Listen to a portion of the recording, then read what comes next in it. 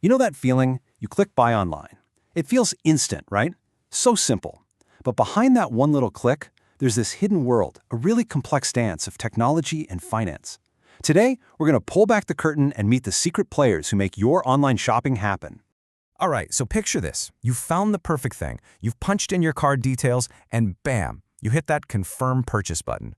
What really happens in that moment? I mean, where does your info go? And who's making sure your money actually gets to the right place and, safely? Let's dive in. Okay, so most of us have probably heard of the basic setup, right? The four-party model. That's you, the seller, your bank, and their bank. Easy enough.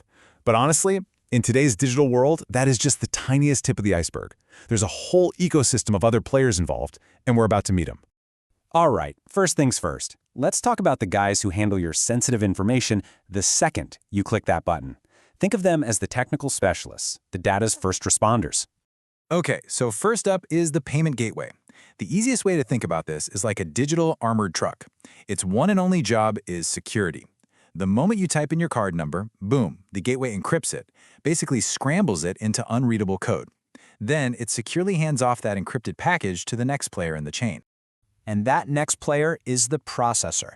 So if the gateway is the armored truck, the processor is like this super efficient air traffic controller for data. It takes that secure message and just routes it. It makes sure it gets to exactly the right destination, which is usually the card networks. It's a purely technical job.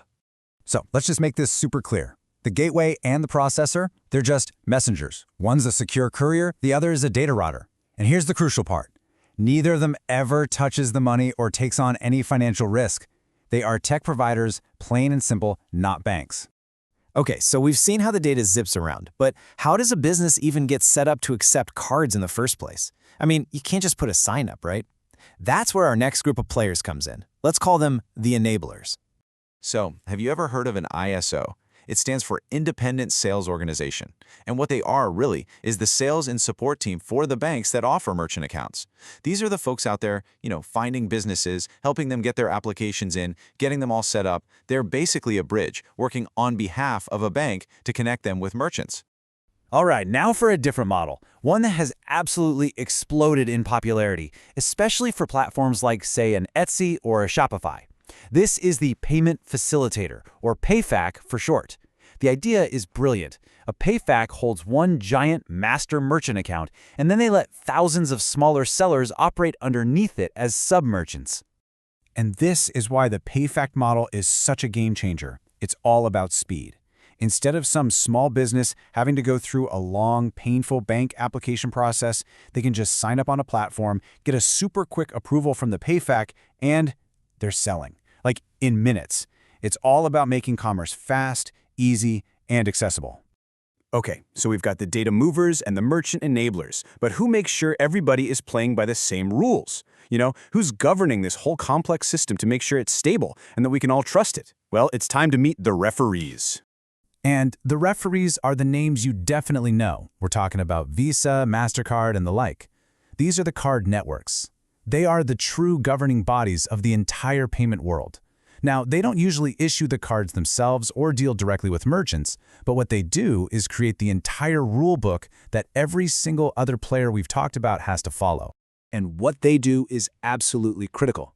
They're the ones who set the fees, they enforce all the security and compliance rules for everybody, and they run the massive global systems that make sure money actually moves from one bank to another. You could say they're the bedrock of trust for the whole ecosystem. Whew, okay, we have met a lot of players. Gateways, processors, ISOs, PayFacs, and the networks. But this brings us to what might be the single most important question of all. Think about it. With all these companies involved, if something goes wrong, say there's a bunch of fraud, or a merchant just goes out of business and can't deliver the goods, who is left holding the bag? Who is actually on the hook financially?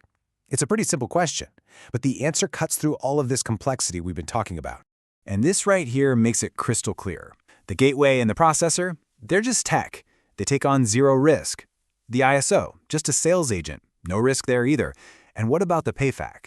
Well, even they operate under a master account where the bank is ultimately responsible. So when you boil it all down, the financial risk for a merchant's transactions sits with just one player, the acquiring bank. They're the ones who did the underwriting, they're the ones who approved the merchant, and at the end of the day, they are the ones on the hook. So, we've peeled back the layers on what seems like a simple online purchase, and we found this incredible hidden web of specialized players. But as we hurtle towards a future of real-time instant payments, the big question to leave you with is this. Will this whole ecosystem get simpler and more streamlined, or will new tech and new demands just add even more layers of complexity? Something to think about.